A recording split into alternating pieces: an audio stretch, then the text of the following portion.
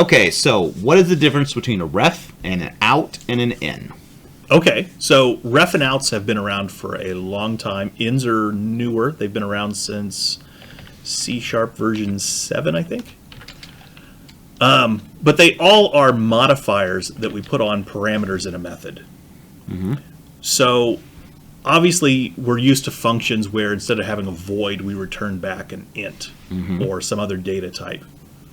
Occasionally we need to spit back more than one thing from a function. And there's a couple of ways to get around doing that. And I don't particularly care for them. So tuples are a way to get around it. Making some kind of compound type, that, like an object, are ways of getting around it. But a lot of times, for the simplicity of it, the out keyword or the ref keyword work really well. Okay. So if we make a method, we don't even have to have a return type on it. We can go in here and say, instead of saying int, as a matter of fact, let's make a method here. Okay. Let's say int a. Int a. We'll make another one called int b. Int b. And let's make an out int c. And this one's a void, so it's a little weird. We could have a return type, but we're not going to. So now we're going to say c equals a plus b. So like I said, this was weird because we have a void. But effectively what this is saying is when we call out this method, we're going to pass it an a and a b that we want to add together. And instead of passing it c, the c is going the opposite direction. It's coming back at the caller. You know, let's do this. Call it add or something like that. And subtract, right? Yeah. And let's do this. Oh, I see where you're going here. Okay. And so we're going to... return a minus b. Yeah. And then so we're going to return d. And that's Okay. our add.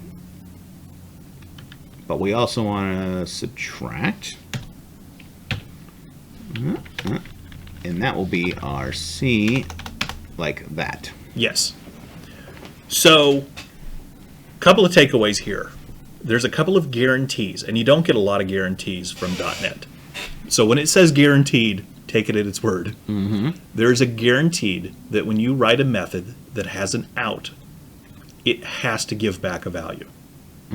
So if you comment out line 14, Okay. we should get an error. Parameter C must be assigned before the control leaves the method. That's interesting. I thought it would have put the red up by C, but it didn't. It put it at return. Where it Put puts it somewhere. Yeah, put it somewhere. So if there's any way to get through this method without assigning C a value, it will throw an error. Gotcha. Oh, I'm not throwing an error. It'll have a compiler error. So when we have an out, it's a guaranteed that you're going to get a value back. It might even be null or 0 or something, but something has to come back. It cannot just not assign it a value. The other thing that's unique about an out is when you call out this add subtract, which let's go ahead and do that because we need to do that. Let's make another method and just call this one out. And just make this a void or something. Yeah. Yep. Get rid of that. Let's get rid of this. So we're going to do this a couple different ways. So let's start with just say int c And semicolon. okay. And now let's say we need the value back. So let's say int d Int d. equals add subtract. And let's pass it 2, 3 or something, whatever, doesn't matter. Okay. Comma C. Okay. And let's put a semicolon. We should get an error message. A little squiggly there. And it says, hey, I don't know if you know this or not, but C is an out. Yes. And it's not going to let you compile this without putting the word out there. Yep. A lot of other programming languages that have this concept don't require you to put an out there. Okay. So C# programmers sometimes get a little confused. It puts it there and requires it to be put there so that the compiler knows that we know that it's an out. Right. And this code will work just fine right now. So 1 and 9 go in. Inside, C gets set to A minus B, which would actually be -8. Yep. And then now we can pull D should be the adding, D should be the adding. and C should be the subtracting. Yep. Now let's try something just to have a little more. Okay. I like to throw out all the ways this can go wrong. Right. Back up on line 15. Set C equal to 0. Okay. You're going to get an error. Or so I thought. Are you letting me get away with this because it's a value type? Yeah, you don't let me get away with it because it's a value type. Okay, if that wasn't a value type, it would give you an error because C has to go in not being set to some value. Okay. So if it was a reference type and we tried to set it equal to null or something before we threw it in there, it would throw an error because, or not to throw it, it would make a compiler error because it doesn't want it to be set to some value. Yeah. Now, let's change this up a little bit and let's make this a ref. Okay. Just out of curiosity, set C, before we go further, set C equal to something other than 0 because that's the default value for C. Set it to 8. See if it gives me an error there. No. No, I would have thought that it would. Okay, well, we learn as we go. Yep. So let's make this a ref. Okay.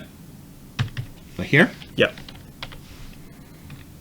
Now, actually, I should have said for an example, before we change that to a ref, change it back to an out for just a second. Yep. On line 20, after line 25 there, can we try to read the value of C, like set int E equals C, Int E equals C. just to give it a value? Even though it's an integer and it's a value type, I'm assuming that's not going to fly. No, it's not. Yes, because C is an out. It's not an in. Nothing's coming in like a normal variable. It's only going I out. see. So we can't pass a value in through C. So even though C is 8, we're putting it here. This Is blank. because this is the beginning. Right. I mean, we're starting this thing new, right? Yep. Gotcha. All right. So let's go ahead and let's change out to ref. Okay. And as soon as we do that, we're going to get an error because we have to change it to a ref on line 17 as well because those all have to match. So now we're not passing the value anymore. We're passing a reference, which, by the way, this gets really weird with value types. Yeah, I was gonna say. So this is a great example. So we set C to line to 8 back here on line 15. Yep.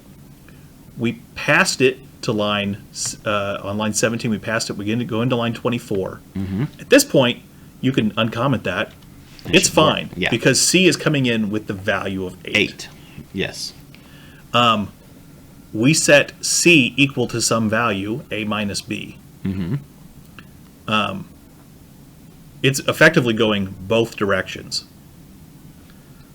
Yes. The interesting thing about it is, normally when we pass an integer into a method, we do so with the belief, the very strong belief, that back in the original main method that called it out, that value is not going to be changed.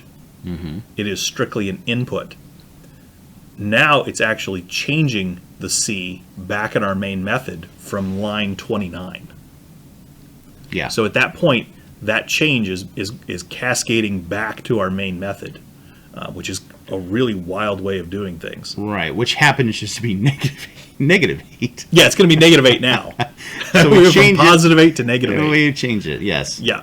But And so we could have actually used that value. We could have said C equals A minus B. We could say Plus C. which is actually going to get us back to Zero. 0, which is an interesting one. We should think these out a little better. let's But do. that's an interesting one. I'm going to change this to 5. There we Yeah. go. Oh, I got to think about it now. 1 minus 5, that's going to be Negative 4. 4. -4 plus the 8 will get us to positive Positive 4. 4. Okay. Yeah. So that's And then the C will come back out. So the C. will be 4. Yep. Yeah. So the other reason to use refs is because, like I said, you actually want to manipulate.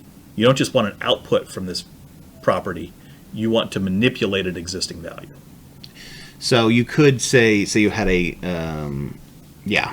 Now let's talk about ins real fast. That works. Let's do ins. We don't see them too often. I love ins, so I want to point them out.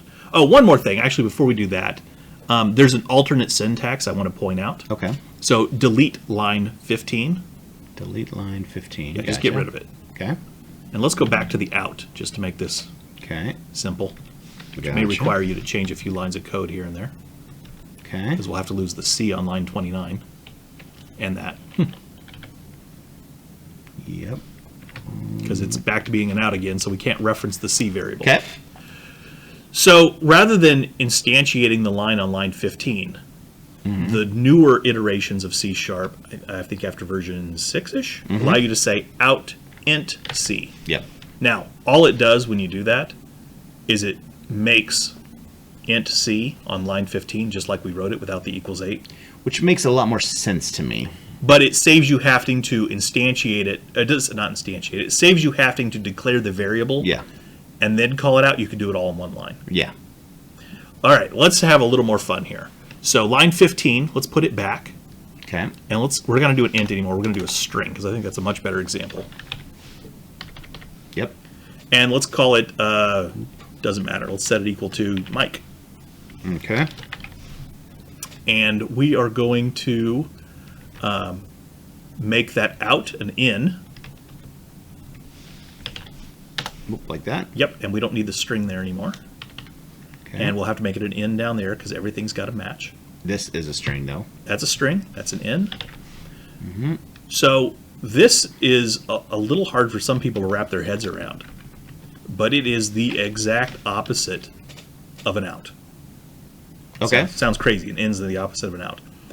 So it means that we are passing a value in through C. And that we are promising, as the programmer, that we're just reading that value. We're not going to manipulate that value. Okay. So in here, what I want you to do is, I want you to say C equals Jacob. Jacob's too long. That's fine. And let's go ahead. You see there's a squiggly there underneath the C, and it's going to tell you that you promised you weren't going to manipulate that variable. Cannot assign a variable in string or use it in the right-hand side of a yet. So what it's saying is, you promised me you weren't going to change that variable. Okay. So we can read it. We can I make see. some new string, or we can parse it or do whatever we want to it, but we can't manipulate it. Now, the reason for doing that isn't just to tie our hands behind our back. The reason is a string is a reference type.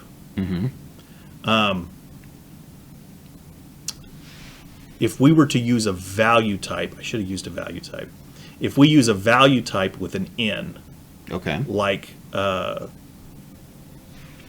me do that. yeah, I should have had you keep that as an integer. I was looking for something a little more complicated that we could play around with, but actually, for the purpose of this, I think a value type works better.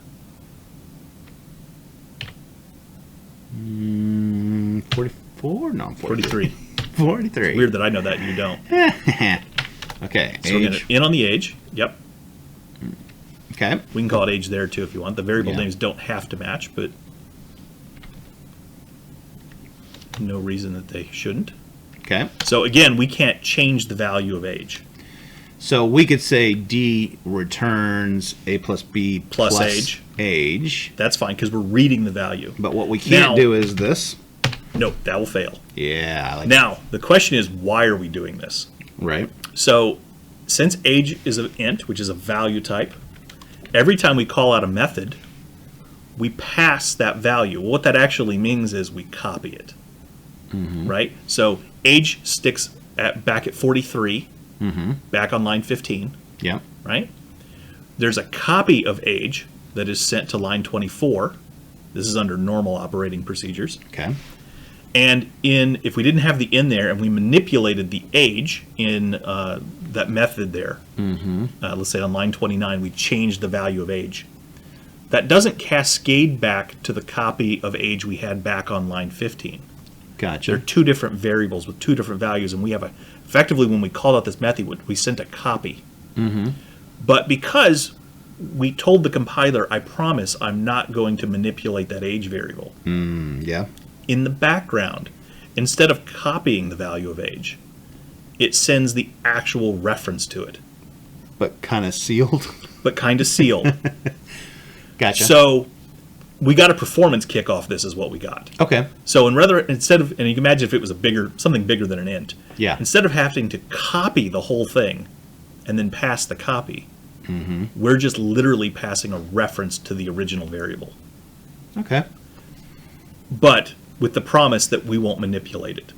So back on line 17, when you called this out, you had no fear that the value of age might change. Yeah.